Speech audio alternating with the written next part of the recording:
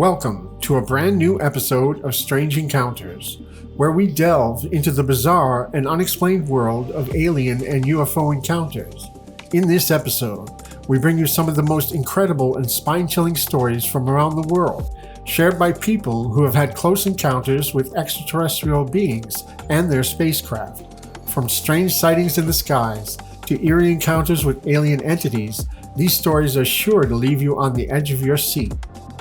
Our goal is to provide a platform for people to share their first-hand experiences with aliens and UFOs, the unexplained, the unknown, and the supernatural.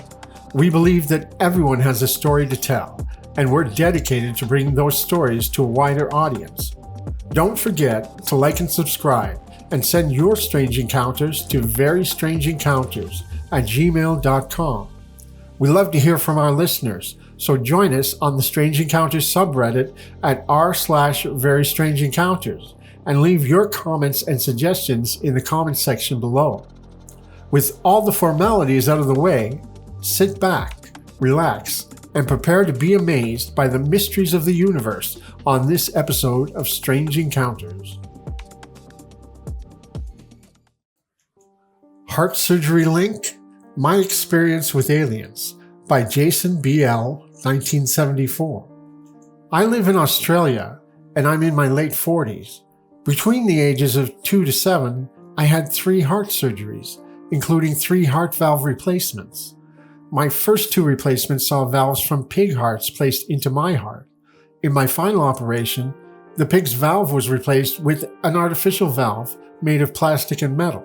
The same valve is still in my heart, more than 40 years later. My experience happened to me sometime after turning 5, so I had already had 2 heart surgeries and 2 valve replacements. I believe the surgeries may have been what caused these alien beings to be interested in me. This is the first time I have ever shared this story. I've never spoken of this with family or friends. This is my experience. I knew I was asleep in my bed in my bedroom at home. I knew I woke up and I was no longer in my bedroom. Instead, I was in a very dark room, lying on a black bed. The bed was narrow and its length was just right. The bed looked like it was made of stone, but did not feel hard, cold, or uncomfortable. There were no sheets or blankets on the bed. I was not naked on the bed, but I knew I was wearing very little. At least my torso was exposed. At this stage of my life, I had experienced 2 heart surgeries, and I had a long, large, visible scar running from the top of my breastbone down to just above my belly button. There were beings in the room, and they were examining me. I knew they were not human. I knew they were not of Earth. The beings were short and very stocky and blocky. Their skin looked like dark stone. Their faces were featureless except for their eyes, which were wholly black, yet shiny. I don't remember the shape of their eyes. I don't remember them wearing obvious clothing or looking in any way distinct from each other. I couldn't tell if they were male or female, or if they had any gender. They were quite featureless, in fact. Perhaps they were hiding or cloaking their appearance to not frighten me. There were 5 or 6 figures with me, and 1 or 2 held some sort of diagnostic or medical equipment. I couldn't clearly see these devices, as they were also black and did not have any obvious lights or screens on them. The devices emitted no sound. The devices were being waved over my body, especially my chest area. No device penetrated my skin. I didn't feel any pain or odd sensations from the use of this equipment. I did not feel fear at any point in the experience. Remember, I was about 5 years old. This should have been more like a nightmare, or it should have frightened me half to death, but I felt safe. I knew the beings wouldn't hurt me, and I knew they were intrigued by me and wanted to learn more about me and what happened to my heart. I don't know how I knew this, I just did. Maybe it was from how they treated me. As they moved about me and examined me, they were slow and steady. They were not rushed or rough with me. I didn't cry at all through the experience. I didn't call out for my mother. When I woke, I didn't feel fear, and I knew I had not been crying. There are a few reasons for why I believe I had a genuine experience with alien beings. I knew I had been taken from my room. I had the physical experience or sensation of being in a very different space. I knew that I was not in my home or in any place I could associate with. The place felt alternate and alien. Perhaps I was on a ship, a UFO, or a UAP. The room was featureless, so it's hard to be specific about where I was. I knew the beings around me were not human. They did not look or act like humans. There was no speech. I saw the beings using tools and technologies on me that was not of human origin. By this time in my life, I had experienced 2 heart surgeries. I had been hooked up to heart and lung machines, hooked up to ECG and EEG machines, hooked up to oxygen/breathing machines, and I had been exposed to needles. I had been in multiple doctor's offices, hospital operating rooms, and hospital wards. I knew what human-made medical equipment looked like. The equipment these beings used to examine me was wholly alien. I did have an interest in science fiction and superheroes by this point in my life. I'd seen the original Star Wars and Superman movies, but I had never seen a movie or cartoon about aliens, UFOs, or alien abductions. I became interested in aliens and UFOs much later in life, in my teens. What do you think happened to me? Was I taken? Was I examined? Did I visit a craft or another time and space? Did I meet aliens? I'd love to know what you think. UFO in Belize by Humble Loquat 9072. Last April, my family and I were on a carnival cruise to the Western Caribbean. One night, we went to bed. The kids and my wife fell asleep around 12 a.m., but I couldn't sleep. I went out on the balcony and was standing out there for about 15 minutes, when suddenly, in the distance, I saw a white object flying low, close to the water. My first thought was that it was a bird, because it looked like it was not a solid shape, and it appeared like it was changing shape, like wings flapping or something. The thing was pretty big and moving significantly faster than the boat. It was probably 300 or 400 yards off the side of the boat. I watched it fly past until I could no longer see it. I was sitting there thinking about how weird it was and wondering what kind of bird was that big, flying that far offshore. Suddenly, the object appears again, flying in the opposite direction at the same height above the water. At this point, I felt so confused. What kind of big bird is flying back and forth at night like that?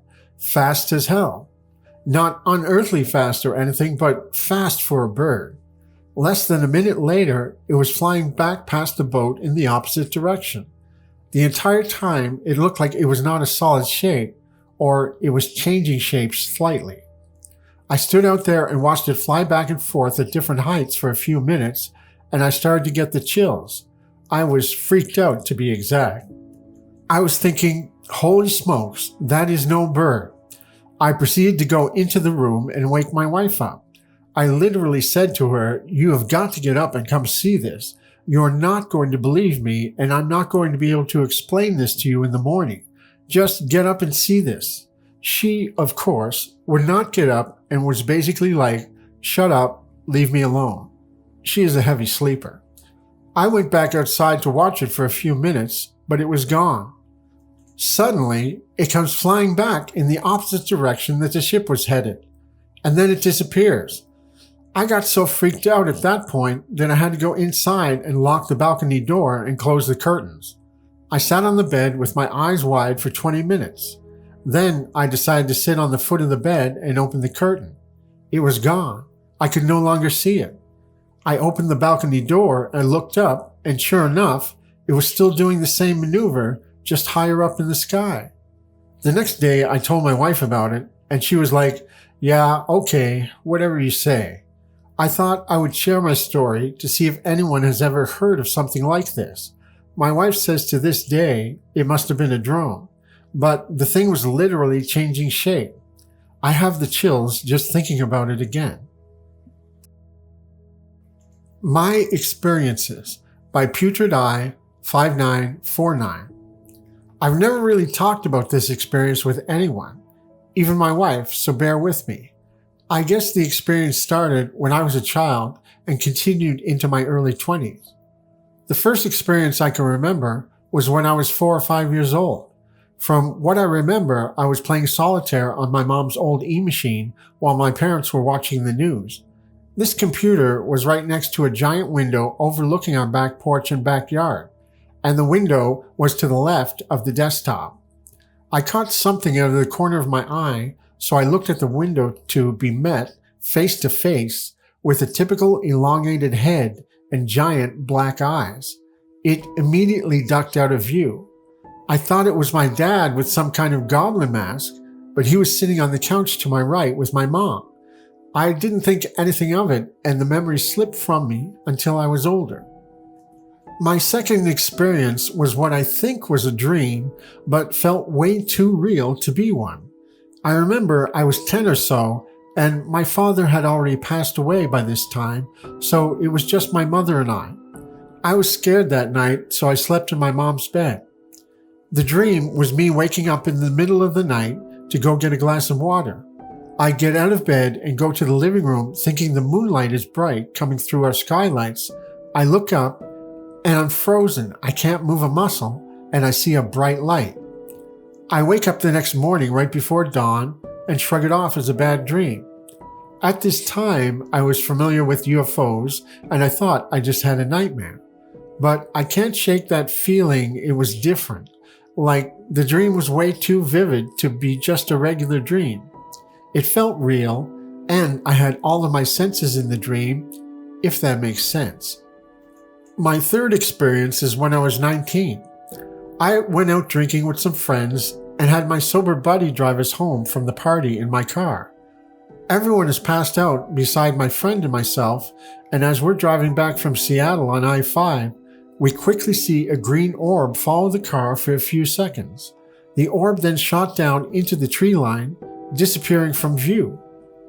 The next time I had an experience was when I was 22. I had just got off work and was driving to my friend's house who lived on the other side of a giant hill. I drove up the hill, and when I got to the crest, I saw what I thought was a plane. As I'm driving down the hill, I see the lights are not moving and I'm driving straight for them. I turn onto my buddy's road, and now the lights are above me. It's a giant V of white lights with a red light in the front, and this thing is absolutely huge. Like it's maybe 20 feet above the trees, which are maybe 50 to 60 feet tall, and it's making no noise, doing slow circles above me. It then turns and goes over the trees and disappeared from view. I drive to my friend's house going 60 in a residential neighborhood, freaked out, and I ask if when I called him was actually 10 minutes prior to the experience. This time I had no lost time. I still can't shake that feeling of dread I had from this experience. The last one is when I was 24. I'm dating this girl and we decided to go to the beach one night with a few friends to smoke. We're hanging out and I see these strings of lights in the sky that I think are stars, but they're moving in a line. I get that sense of dread again, but point it out to everyone. They get a laugh and make fun of me saying it's just satellites and that I need to smoke less. About 5 minutes pass and boom, right over the water, we see a giant blue fireball like a comet or whatever appear out of nowhere and light up the entire night sky like it's daylight, and then disappear almost immediately. To describe it, it looks like the plasma burst from the Wraith in the Halo games. My friends thought nothing of it, but my girlfriend and I got freaked out and felt like we were being watched and had to get out of there. The entire time we walked home, this feeling did not go away. Anyway, those are my experiences. I can't make head or tails of them. I figure people on Reddit could give me some insight into what I should make of it or what I should do. Possible meeting with Valiant Thor by Heifer with Cheese. I am able to have out-of-body experiences if I try. It takes practice and dedication, and there are different techniques that lead to different types of results. Anyway, last night I set out to have one and set the intention ahead of time of meeting an alien. I was successful in getting out of body, and after transitioning between environments, came to a room, and there was a man there who acted and looked human. He seemed very friendly and relaxed, was dressed casually, and said his name was Val. There was some noise, background chatter, and it seemed like someone hinted Valiant Thor. I'd heard of the Valiant Thor story before, but was remembering it as a time-traveling story that had likely been debunked, maybe confusing it with the John Titor story. And so in the moment, I kind of dismissed the Valiant Thor thought and believed Val to just be some type of guide, maybe one that was there with me throughout life, but if so, it was strange I'd never encountered him before. There was a woman there with him too. I didn't get her name. They suggested that they were here to help me strengthen my gifts, which were weakened because I sometimes held hate in my heart. The woman was not as friendly as Val, but not exactly rude, just kind of harsh and direct in her communication, but still clearly trying to be helpful. Anyway, somehow during this experience, I had completely forgotten the intention I set to meet with an alien. Instead, in the moment, I asked Val if he could help me get back to the environment I visited during a dream earlier in the night, which I found to be very appealing, kind of like an Alice in Wonderland vibe. I'm not sure why I wanted this or asked this, but he said that he could. Later, after the experience, and after I finished documenting the details of the experience, as I normally do, I got more curious about the Valiant Thor suggestion, so I decided to Google a bit. To my surprise, the man in the Valiant Thor pictures looked exactly like the guy I met, and apparently Valiant Thor also sometimes went by Val. And he wasn't a time traveler as I remembered, he was an alien. Allegedly, one male and two females accompanied him to the White House several decades ago. The story goes that Valiant Thor physically landed in a UFO and calmly asked to be taken to meet with the president, which he did, and then spent 3 years in the United States trying to help humanity grow spiritually, avoid disaster, and warning of the dangers of nuclear weapons. He met with multiple presidents and Pentagon officials, and by some accounts was allegedly held captive at the Pentagon. Val convinced President Eisenhower to create a council against the use of nuclear weapons. Eisenhower tried, but was repeatedly blocked by members of the CIA and DoD. After 3 years, he dematerialized and was gone. There are a couple of pictures of one of the women, and it's definitely not the one I met with. There's one possible picture of the other woman, which looks like it could possibly be a younger version of the one I met. There are some inconsistencies in the story of Valiant Thor, but many people have apparently claimed to have contact with him, and there are dozens of books by people claiming to be trying to spread his message. Apparently, a lot of people believe the Valiant Thor story to be true, so it seems that, supposedly at least, he is in active contact with humans and attempting to provide some guidance and assistance. Maybe it really was him I met with. Who knows? Just thought I'd share. My Experience by Sensitive Camp 8515. Alright, so I had this experience when I was a child. I can't remember properly what age exactly, but it was around first or second grade of basic school. One night, I was wiggling in my bed, just turning to the other side to be more comfortable, and the moment I turned, I saw an alien standing in the middle of our bedroom. Back then, I shared a bedroom with my parents since the flat where we lived was small. The moment I saw the alien in our room, I froze. I felt the fear run through my body.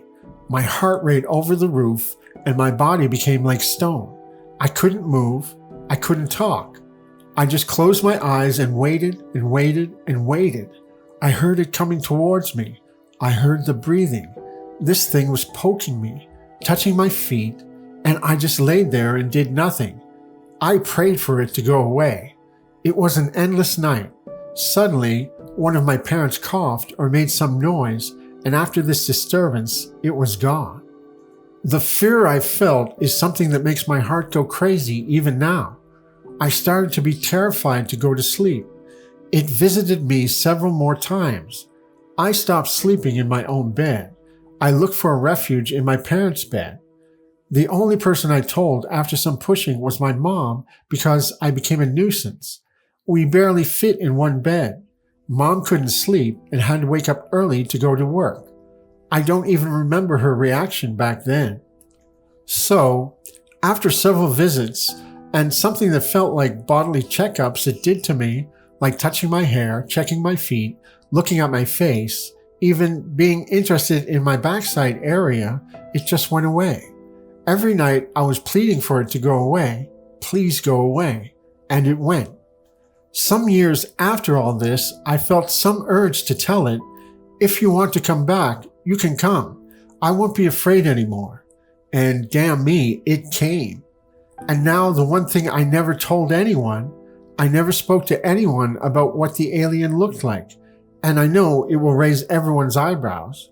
I know I will hear that I just had a wild fantasy as a child, and all of this was a dream. This alien looked exactly like E.T. the extraterrestrial from the Spielberg movie. For many years, I asked myself if it was a demon taking the appearance of some popular media memory I have, or was it an alien that could take the shape of some of my memories? Was I being tested to show my reaction toward the unknown? I don't know. One thing was sure, that thing was not my friend. The things it did was only for its own purpose, and it really didn't care much about my fear. I somehow felt that it was sinister. The funny thing is, after I asked for it to come back, one night I slept over in my sister's room. She was gone for some trip. This meant I would have my own room for the days she was gone. One night I was preparing to sleep and looked out from a window we had overlooking our garden, and in some bushes nearby I saw a red light glowing there. I knew it was there. It was back, and I had asked for it, and I was scared to death. I immediately changed my plans to stay in my sister's room and went back to our shared bedroom. The next day, I went to check out the bushes where I thought I saw the alien. It was winter, there was snow, and I just wanted to be sure I was hallucinating and there were no footsteps. Well, there were footsteps. It looked like a tiny 3-fingered foot. The moment I saw it, I knew the horror would continue. Back then, I had no phone to take a picture of it, and to be honest, it was the last thing on my mind. I think I was a 5th or 6th grader back then. I immediately started to plead for it to go away and not to appear in front of me even if I asked for it to come. I never saw it again with my eyes in its full glory. I might have seen weird lights, I might have heard weird noises in my room, but I never saw it again. Even today, long years after this, I say to myself before sleep, "Don't come, please." I shared this with my 2 very close friends back then, and I don't remember their response. I'm not sure if they believed me or not. I shared it with my boyfriend, who is a very critical thinker, and he tried to give me many options of what might have happened back then. Sleep paralysis, hallucinations, dreams, and I don't know what else. Many times I tried to fit some explanation to it, and I don't care anymore. I think that what I saw and experienced was real. I don't mind people doubting or not believing me, but if there is even one person who might have gone through something similar, know you are not alone. My 3 Abductions and UFO Sighting by Throwaway Astral Guy. I'm not trying to convince or debate anyone about what happened to me. I am posting these experiences in case they might encourage others who are struggling to come out about experiences of their own. I'm part of an organization known as MUFON and a member of the Experiencer Resource Team. We help those who report contact. If you have had strange encounters, reach out to an organization such as mine. We are not the only group dedicated to this. There are intelligent, compassionate people willing to help you try to make some sense and come to grips with the phenomenon.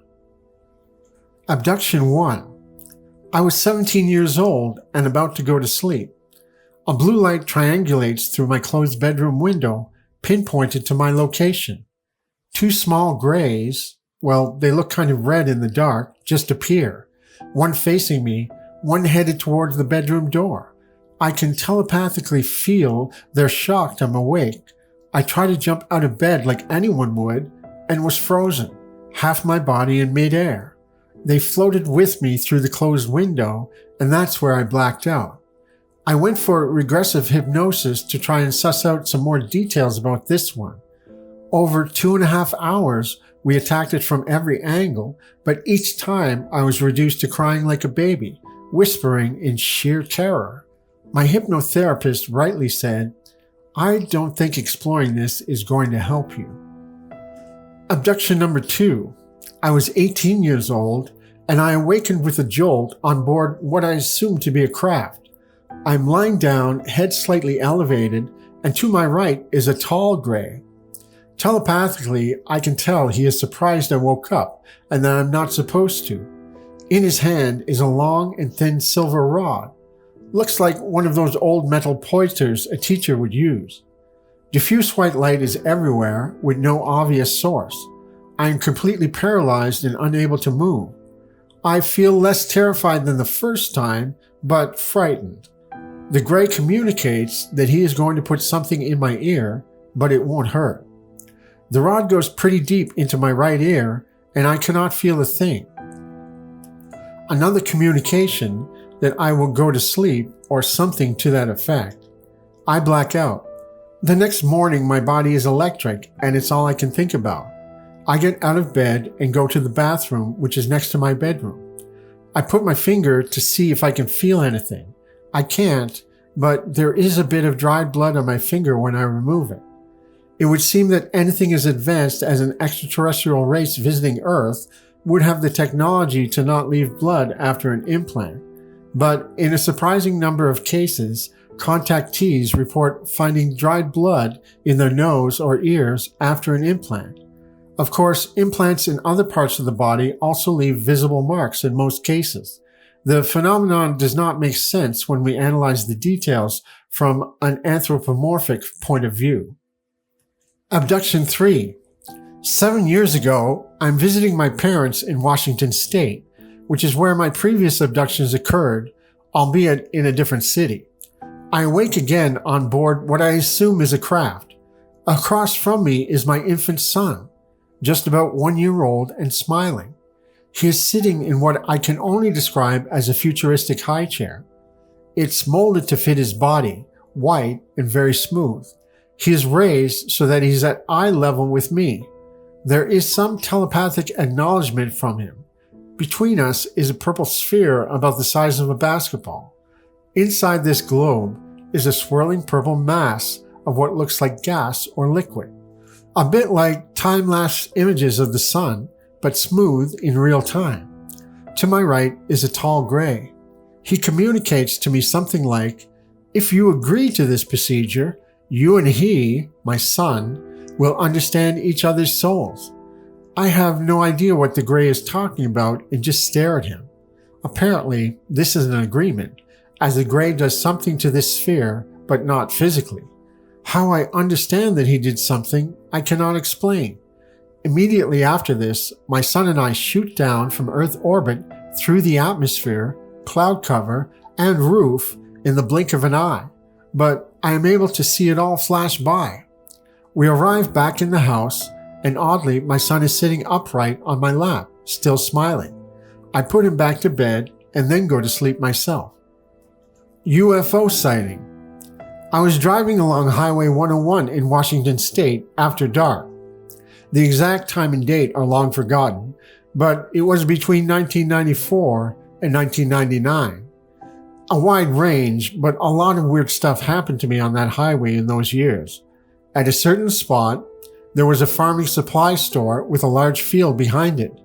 The store always kept the front lights on at night. On this occasion, while driving by, I saw a typical silver saucer floating behind the store.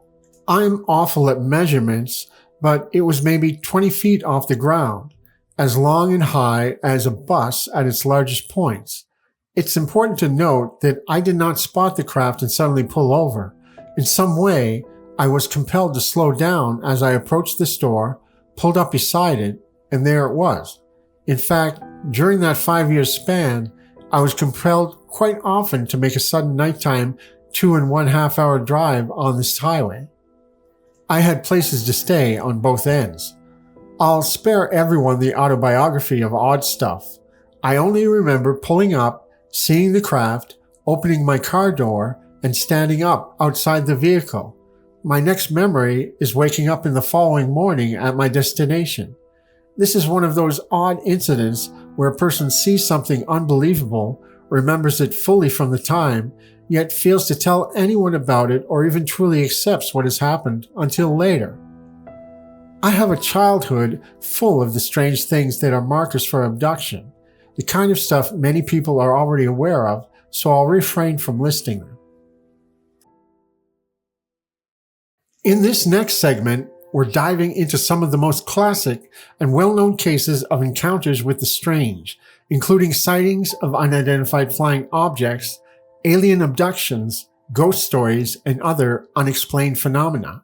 So, sit back and prepare to be taken on a journey through some of the most captivating and eerie stories of the strange and unknown. In this episode, we take a look at the Falcon Lake incident, which took place in 1967 near Falcon Lake in Manitoba, Canada. Famous encounter: the Falcon Lake landing, 1967. On May 20th, 1967, Stephen Michalak, an industrial mechanic and amateur geologist, encountered a UFO near Falcon Lake in Manitoba, Canada. Michalak's experience became one of the most famous UFO encounters in Canadian history. Stephen Michalak was an experienced prospector who lived in Winnipeg. He was on his way to the Whiteshell Provincial Park to search for minerals when he encountered the UFO. Michalak stumbled upon a quartz vein near a small brook, and while he was examining it, he heard the sound of geese overhead. When he looked up, he saw 2 cigar-shaped red lights in the sky, which turned out to be large, disc-shaped vessels. The 2 vessels flew closer to Michalak, with one of them landing on a smooth rock about 150 feet from him.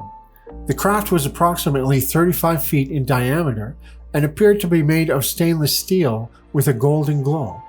Colored lights radiated from inside, which shocked and irritated Michalak's eyes, even though he was wearing protective welding glasses. After about 30 minutes, Michalak smelled sulfur in the air, and a hissing sound came from the craft. A small door then opened on the side of the UFO, and Michalak heard whispered voices coming from inside. He assumed that the craft was an experimental Russian machine and proceeded to ask the hushed voices if they spoke Russian.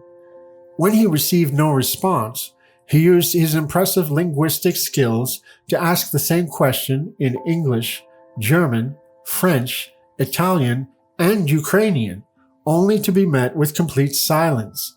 The whispers had stopped.